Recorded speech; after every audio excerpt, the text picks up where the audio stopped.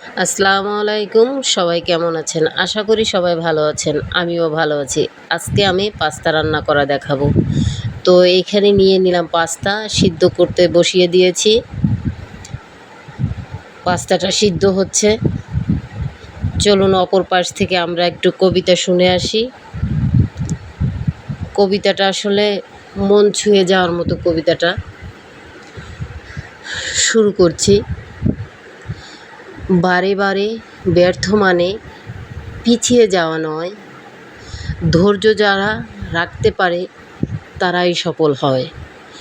নিজের মতো এগিয়ে চলো, কিসের মতামত, একটা রাস্তা বন্ধ হলে খোলে হাজার পথ।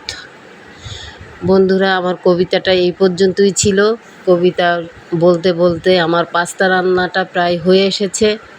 আমার মুরগিগুলা কষানো হয়ে গেছে। এই পর্যায়ে আমি পাস্তাগুলা দিয়ে দিব। তো পাস্তাগুলা ছিল সন্ধ্যার নাস্তার জন্য। তো আপনারা কে কোথা থেকে দেখছেন এবং কে পাস্তা পছন্দ করেন আমাকে কমেন্টে অবশ্যই জানাবেন। এই বৃষ্টি ভিজা দিনে কে কেমন আছেন? তো আপনারা সবাই ভালো থাকবেন, সুস্থ থাকবেন, এই কামনা করে বিদায় নিচ্ছি। আল্লাহ হাফেজ।